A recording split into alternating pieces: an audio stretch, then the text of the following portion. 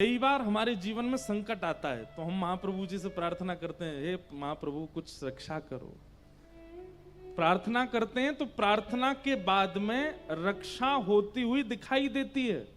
ऐसा अनुभव होने लगता है कि अब सब ठीक हो रहा है, और जैसे ही थोड़ा थोड़ा ठीक होने लगता है ना, तो हम क्या कहते हैं, महाप्रभु जी ने थोड़ी हमने किया है, ये हमारे फूफा जी को हमने फोन करके काम करवाया, हमने अपने जीजा जी से कह करके करवाया, हमारे पिताजी ने ये बात कही थी। हम उस समय ये भूल जाते हैं कि ठाकुर जी से प्रार्थना की थी हमने।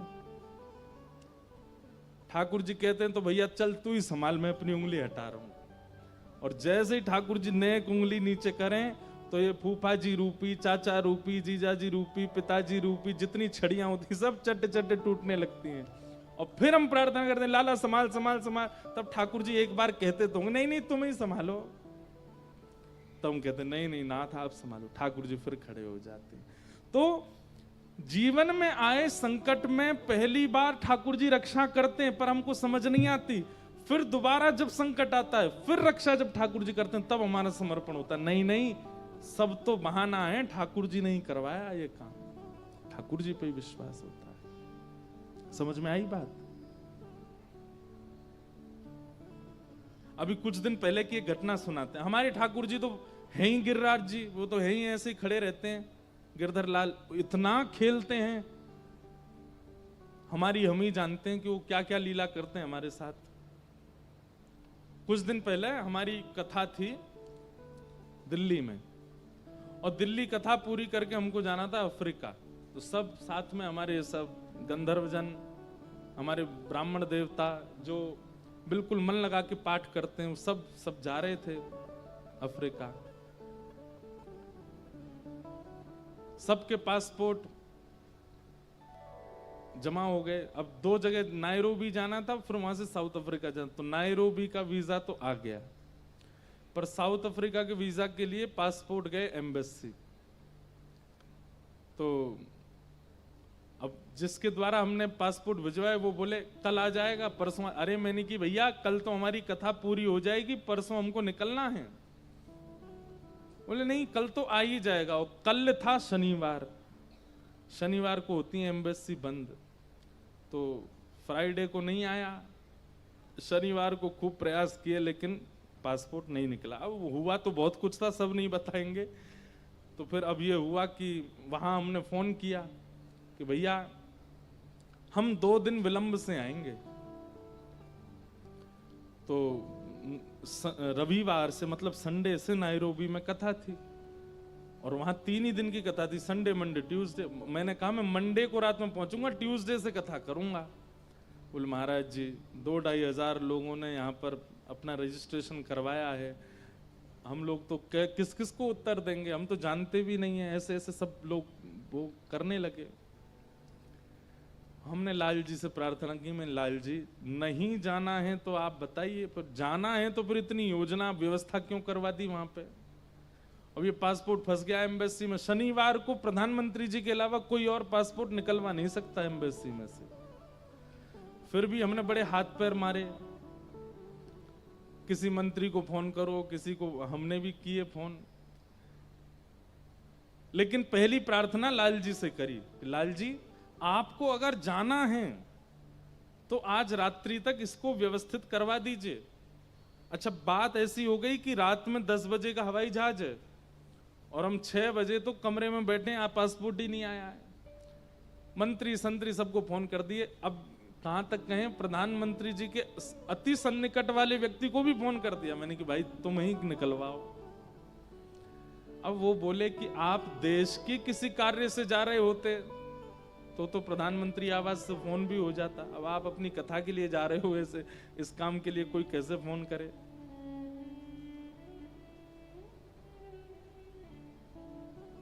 हमारे एक पंडित जी लाल जी के आगे थोड़े से भावुक हो गए। बोले कि हे लाल जी आपकी नाक कट जाएगी अगर नहीं पहुंचे तो। 2-2.5 हजार लोग आप पर और आपके व्यास जी दोनों पर संशय करेंगे, ऐसा मत करो, पासपोर्ट निकलवा दो। शनिवार और शाम के 6, मतलब शनिवार को अगर एम्बेसी खुलती भी है तो हाफ डे 12 बजे बंद हो जाती है। और विदेशी एम्बेसियों में ऐसा होता है, शनिवार रविवार पर ये किसी की नहीं सुनते। शाम को 6 बजे एम्बेसी से फोन आता है, वहां के एम्बेसडर का, 6:30-7 बजे। बाकी के सब लोग जो थे, ये लोग एयरपोर्ट निकल चुके थे। मैं मतलब बारात चली गई है, दुल्हा नहीं गया अभी तक। कथा तो हमको ही करनी है, और ये सब लोग एयरपोर्ट के लिए गाड़ियों में बैठ रहे थे। हमने कहा भाई तुम लोग पहुंचो, जाके 2 दिन कीर्तन ही कर देना, और क्या करोगे, कैसे भी थोड़ी तो नाक बचे। ये सब लोग गाड़ी में बैठे हैं और मैं इतना चिंतित, मैंने कहा क्या होगा लाल जी, कैसे होगा।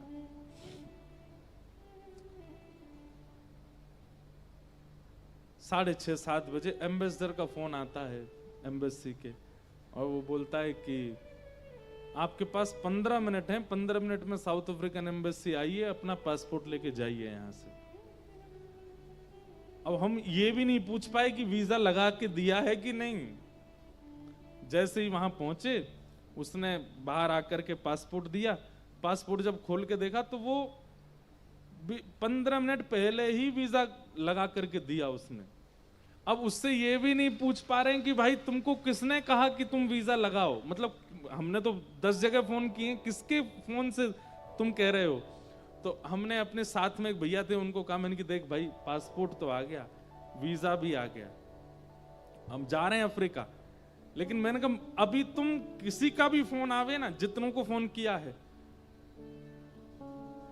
उसमें अनुभव करना, कौन कहेगा कि मैंने फोन करके करवाया।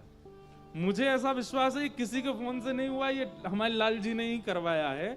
लेकिन फिर भी तुम प्रतीक्षा करो, अभी बात सुनो, पूरी सुनो। मैंने प्रतीक्षा करो, कौन फोन करके कहेगा कि वीजा मिल गया, तब हम देखेंगे कि लाल जी ने करवाया कि किसी नेता ने करवाया। आप विश्वास मानेंगे, 10 को, जितनों को फोन किया था, प्रधानमंत्री आवास से लेकर के और सब लोगों को, सबके फोन आए, सब क्या बोलते हैं, इस बार के लिए क्षमा कर दीजिएगा, 3 दिन बाद मंडे है, उस दिन आपका वीजा मिल जाएगा, पासपोर्ट है। मैंने, अब मैं एयरपोर्ट पे बैठा हूं, मैं कह रहा हूं कोई बात नहीं, अब तो कार्यक्रम तो स्थगित हो गया है, आप अगली बार प्रयास करना। और हम लिखते जा रहे हैं, मैं एक से काम नहीं बना। दूसरे मंत्री का फोन आया, बोल महाराज जी आपने बहुत कम समय में बताया, मैंने तो फोन किया पर वहां से काम नहीं बन पाया है, और आप कैसे भी मंडे तक रुक जाओ। मैंने कहा कोई बात नहीं भैया, आप जैसे भगवान की इच्छा। तीसरे किसी एजेंट का फोन आया, बोले महाराज जी ये तो बहुत ही क्रिटिकल मामला है, मैं तो कुछ काम करवा ही नहीं। मैंने कहा कोई बात नहीं, आप सब बिल्कुल निश्चिंत सो जाओ, हम फिर कभी चले जाएंगे। और मैं फ्लाइट में बैठ रहा हूं। जब 3 दिन बाद नायरोबी से फोटो डले सब जगह, तो सबके फिर मैसेज आए, महाराज जी डिड यू गॉट वीजा, हमने फोन कर दिया था। मैंने कहा हाँ तुमने ही किया था फोन, फिर उस दिन मना क्यों कर रहे थे कि तुम्हारे फोन से नहीं हुआ। तो छड़ी तो सबने लगाई थी, लेकिन गिरिराज जी तो हमारे गिरधर लाल ने ही धारण किए थे। ऐसे ही जीवन में भैया कितनी भी कठिन परिस्थिति होती है, आप सब जगह प्रयास कर लीजिए, इनसे बन जाए, उनसे बन जाए, उनसे बन जाए, लेकिन एक बार इनसे प्रार्थना करना। और जब काम बन रहा हो ना, तो बाकियों को तो झूठ झूठ में धन्यवाद कहना, अरे भैया तुम नहीं होते तो हम तो फंस गए होते। लेकिन वास्तविक हृदय से इन्हीं को ही कहना, बोले आपने ही रक्षा की और किसी के बस की नहीं थी। यही करते हैं, और किसी के बस में नहीं। और नहीं तो एक बार करके देख लो, ठाकुर जी से मत कहना, बाकी सबसे कह के देख लेना, आपका काम नहीं निकल पाएगा, और निकलेगा भी तो वो सार्थक नहीं होगा। ठाकुर जी